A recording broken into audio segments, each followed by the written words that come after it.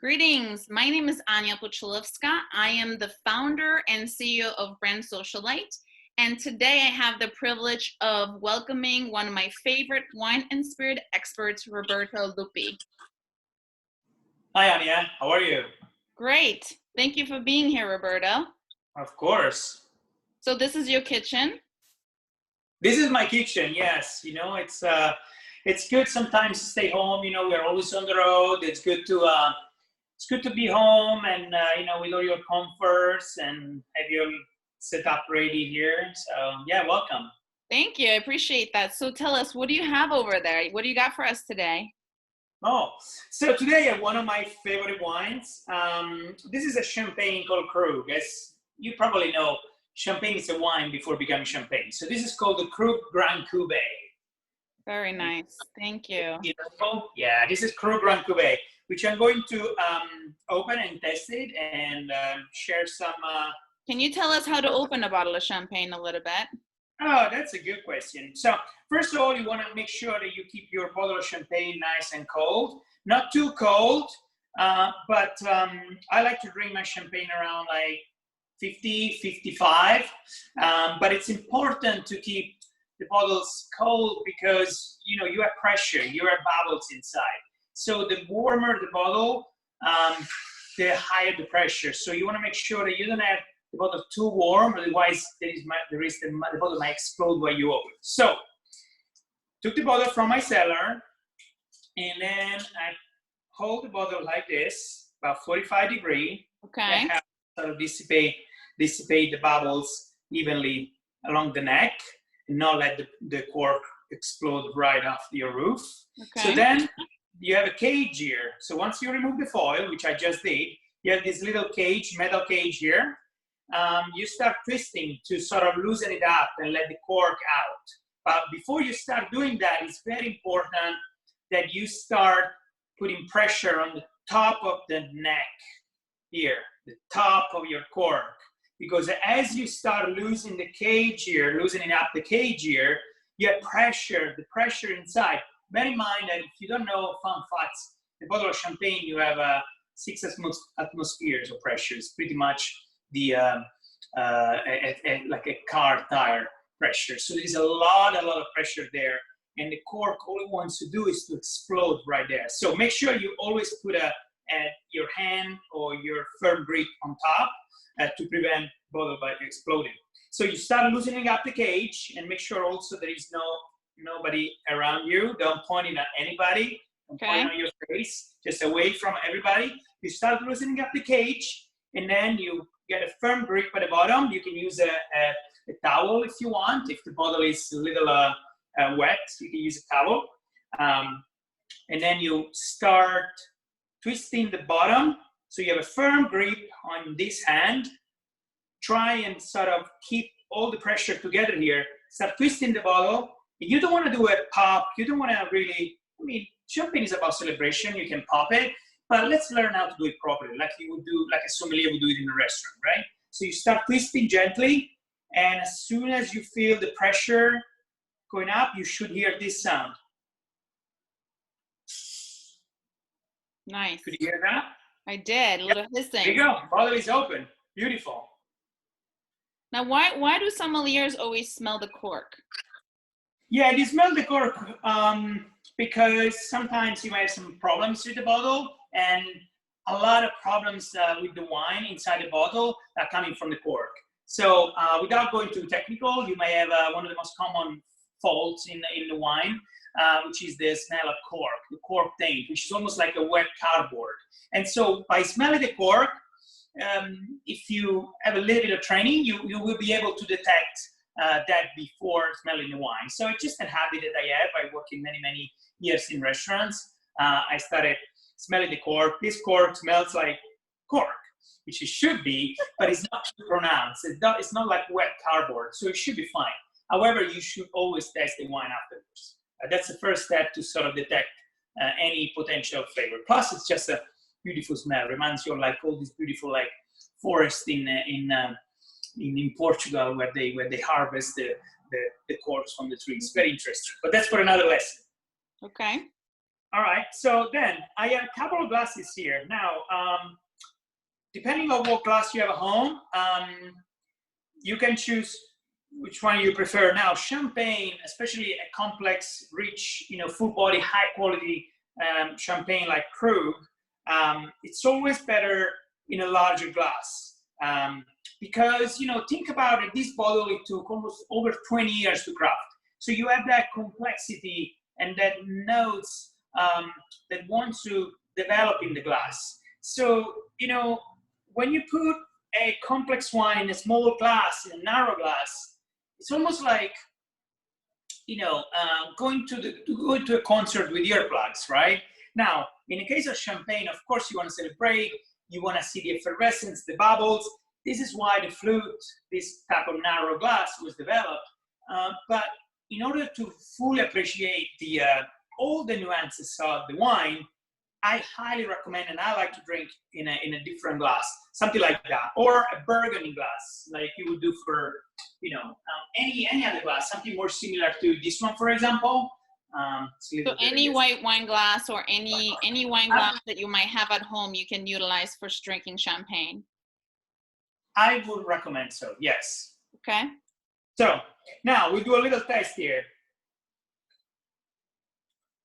So I'll pour some, and then I'll smell it, then smell it again.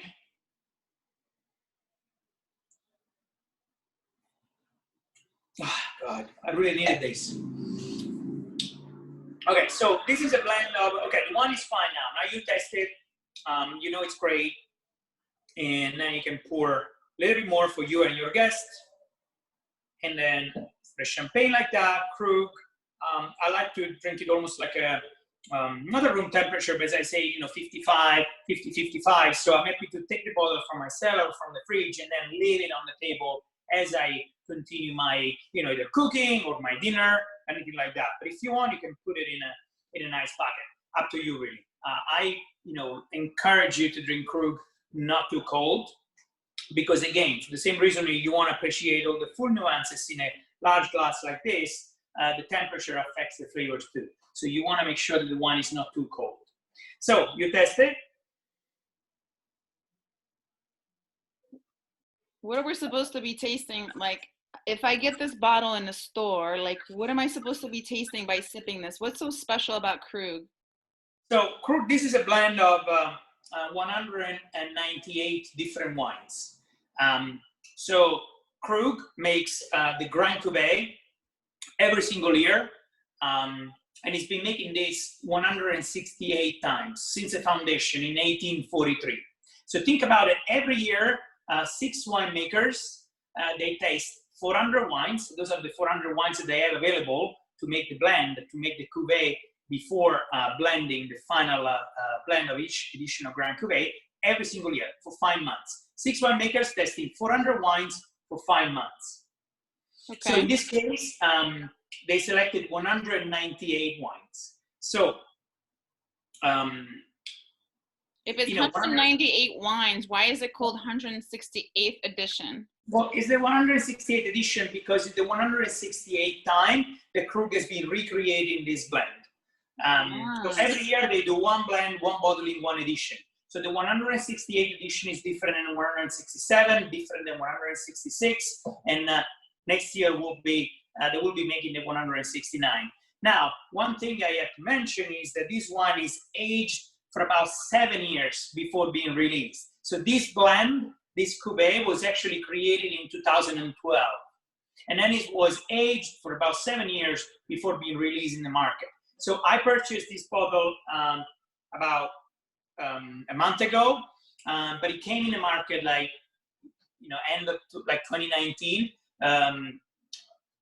And so it was created in 2012, and it was put in the market at the end of 2019, right? So by put in the market, you mean it came into liquor stores, so your local liquor stores? Came in the stores, yeah, came in the stores in at the end of 2019. So next year, Krug will be releasing the 169th edition, which was created in 2013, right? Okay. Because they aged at 7 years before making.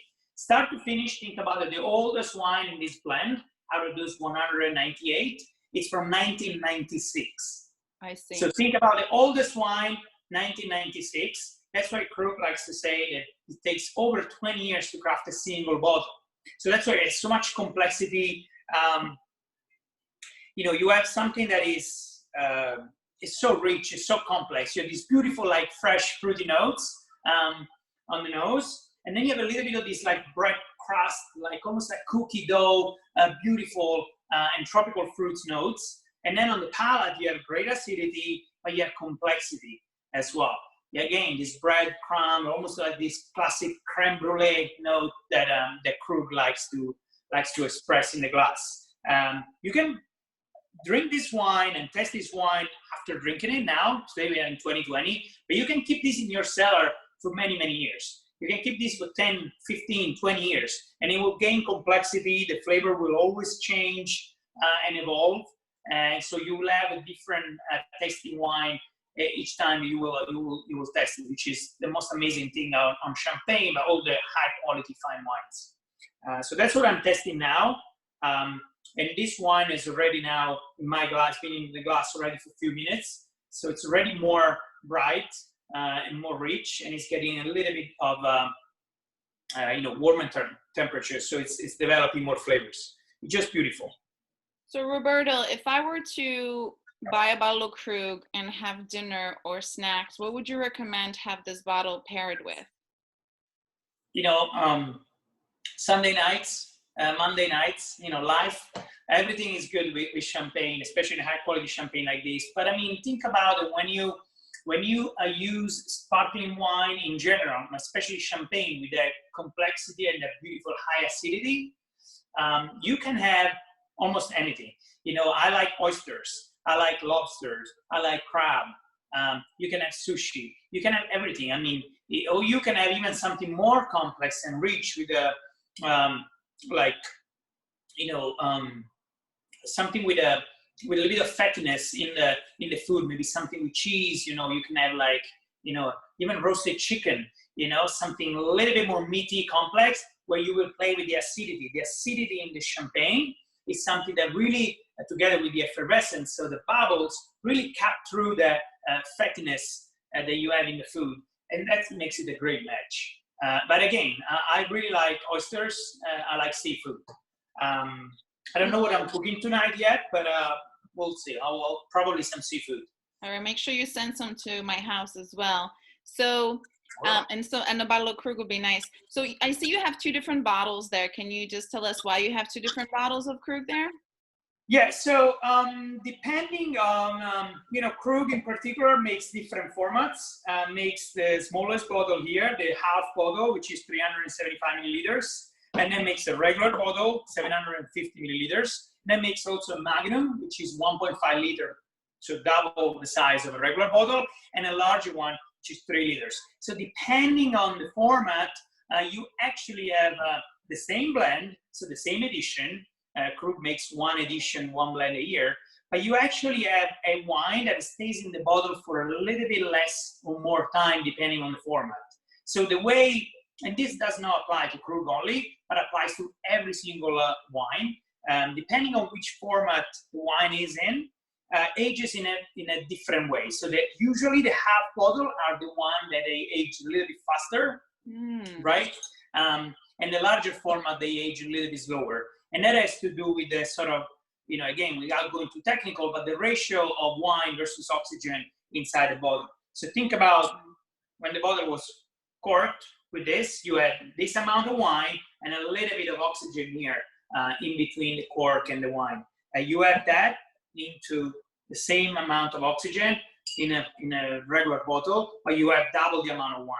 So that means that the oxygen, what it does, the oxygen allows the wine to develop and change the flavor and age, right? So if you have more oxygen in the bottle versus the wine will age faster. If you have less, it will age slower. That's the reason why the larger formats, they age in your cellar a much slower pace. So this is the same wine, but it's just a different format. So it actually has some differences. There is not right or wrong, but except the price as well, right? The exactly. So Okay. What I like about the half bottles, especially for Krug, is that you can have a beautiful champagne um, in half bottle. So then you can open the bottle and finish exactly 2 glasses. And you don't need to, you don't lose the effervescence, you don't lose the bubble. The bottle is always fresh, and so you pretty much you open and you finish it, rather than maybe keeping a bottle open in the fridge for tomorrow, where you might start to lose a little bit of the effervescence. I mean, you can keep it in the fridge for at least a day, a bottle of sparkling wine, but I encourage you to drink any sparkling wine like the same day that you open it, because you will start losing a little bit of the effervescence. So half bottle keeps the freshness. It's great.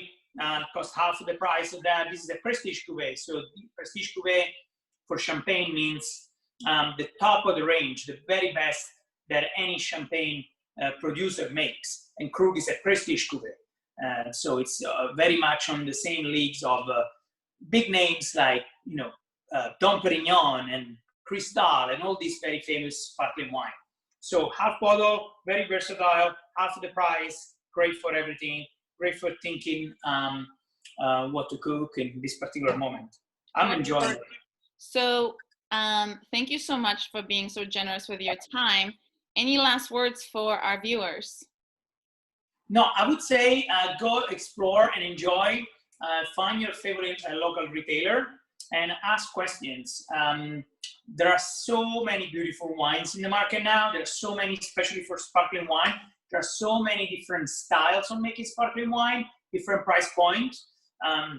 Anywhere from the Moscato, Prosecco, sparkling wines from South Africa, all made in different ways for different time of the day, different foods. So ask questions and enjoy. Champagne is for celebration, but it's also an incredible, versatile food wine. So go and explore and try your favorite pairing and let me know what's your favorite. Excellent. Well, thank you so much, Roberto, again, for your generous with your time and your champagne. I'll be waiting for the delivery of the food and the bottle as well, when you get a chance. Until next time. Thanks, Roberto. Cheers. Salute. Salute.